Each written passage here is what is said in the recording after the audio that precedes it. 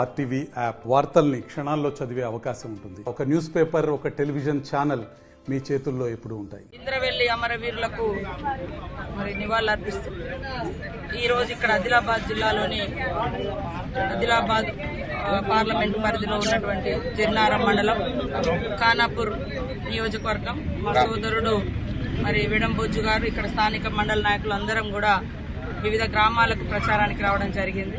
ప్రజలలో మంచి స్పందన ఉంది. కాంగ్రెస్ ఏం గ్యారంటీ అని కొంతమంది దుర్మార్గులు దుష్ప్రచారం చేస్తారు. అందుకని ఇక్కడ జరుగుతున్న మేము ఇట్లా వెళ్తుంటే ఇక్కడ జరుగుతున్నటువంటి ఉపాధి హామీ కడివేను ఉపాధి హామీ చట్టం కాంగ్రెస్ పార్టీ భూమి లేనటువంటి పేదలకు, పని దొరకనటువంటి శ్రామికుల కోసం ఆనాడు యూపీఏ చైర్పర్సన్ గా సోనియమ్మ ఇచ్చినటువంటి చట్టంతో ఈరోజు ఉపాధి హామీ చట్టం 100 రోజుల పని వర్కులు నడుస్తుంది. ఈ 100 రోజుల పనే వారికి మేజర్ ఉపాధి. మీకు అందరికి కూడా తెలుసు, గతంలో కరోనా వస్తే హైదరాబాద్ వివిధ రాష్ట్రాలలో చదువుకోవడానికి పోయినోళ్ళు, చదువుకున్నోళ్ళు, ఉద్యోగాలు వదిలేసి వచ్చినటువంటి వాళ్ళు గ్రామీణ ప్రాంతాలకు వచ్చినప్పుడు ఏం దొరికిందంటే ఉపాధి. కరోనా టైంలో ఉపాధి హామీ పని. మరి మోడీ గారు ఏమిచ్చిర్రు? తాలి బనావో ఏంటి, తాలి బజావో, అదే విధంగా దీపం వెలిగించి, ఇవి రెండు తప్ప ఏదైనా మార్గం ఇచ్చిర్రా? కాబట్టి రాబోయే కాలంలో బీజేపీతో రాజ్యాంగానికి ఎంతైతే ప్రమాదం ఉందో పేదలు చేసుకున్నటువంటి పనులకు కూడా ఉపాధి హామీ చట్టానికి కూడా తూట్లు పొడిచే విధంగా నిర్ణయం తీసుకోబోతున్నారు. దానిలో భాగంగా ఇప్పటి వరకు 100 రోజుల పనిని 40 రోజులకు తగ్గించిండ్రు. అలా పని వేతనాలు కూడా పెంచడం లేదు.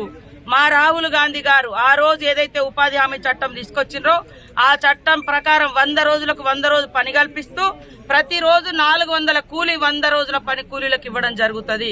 కాబట్టి దయచేసి రాష్ట్రంలో ఉన్నటువంటి ప్రజలందరూ కూడా ఆలోచించండి. ఇవాళ జరుగుతున్నటువంటి ఎన్నికలు ఒక 2 పార్టీల మధ్యనో 2 వ్యక్తుల మధ్యనో కాదు.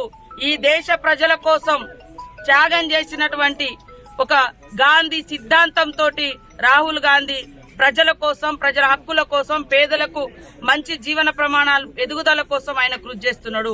మోడీ గారు కేవలం ఆనాడు కాంగ్రెస్ ఇచ్చినటువంటి అన్ని అసెట్స్, గవర్నమెంట్ అసెట్స్ అన్ని కూడా ఆస్తినంతా కూడా ప్రైవేటు వ్యక్తులకు, దోస్తులకు దోచిపెట్టి రాబోయే కాలంలో మన దేశంలోనే మనం పరాయి వారిగా బతికేటువంటి పరిస్థితి. బ్రిటిష్ వాడు వచ్చేటప్పుడు ఎట్లుండే, వ్యాపారం పేరుతోటి వచ్చారు. ఇప్పుడు కూడా బీజేపీ ప్రభుత్వం వ్యాపారుల చేతుల్లో ఉంది తప్ప పేద ప్రజల చేతుల్లో లేదు, రైతుల చేతుల్లో లేదు, నిరుద్యోగుల చేతుల్లో లేదు. కాబట్టి మోడీ వచ్చినాక దేశంలో నిరుద్యోగం పెరిగింది. ప్రతి సంవత్సరం 2 కోట్ల ఉద్యోగాలు అన్నాడు, 200 ఉద్యోగాలు కూడా మన ప్రాంతాలకు రాలే. కాబట్టి ఇవన్నీ దృష్టిలో పెట్టుకొని ఒక పేదింటి బిడ్డ, ఒక ఆదివాసీ బిడ్డ, మరి ఇదే ప్రాంతం ఈ జన్నూరు మండలం నుంచి వచ్చినటువంటి బిడ్డ, సామాన్యురాలు, సాదాసీదా ఒక జీవీవికే టీచర్, ఒక గిరిజన విద్యా వికాస కేంద్రంలో పనిచేసేటువంటి టీచర్ కు కాంగ్రెస్ పార్టీ గుర్తించి రేవంత్ రెడ్డి గారు, అదే విధంగా రాహుల్ గాంధీ గారు, ఖర్గే గారు, సోనియమ్మ గుర్తించి టికెట్ ఇవ్వడం జరిగింది. దయచేసి ఆమెను గెలిపించి 75 సంవత్సరాల తర్వాత మొదటిసారి ఒక మహిళ పార్లమెంట్ లో ఇక్కడ పార్లమెంట్ అభ్యర్థిగా నిలబడ్డది. కాబట్టి ఒక అవకాశం ఇవ్వండి ఈ సందర్భంగా కోరుతాం. మరిన్ని వీడియోస్ కోసం ఛానల్ ని సబ్స్క్రైబ్ చేయండి. లేటెస్ట్ అప్డేట్స్ కోసం వాట్సాప్ ఛానల్ ని ఫాలో చేయండి. అండ్ లింక్ డిస్క్రిప్షన్ లో ఉంది.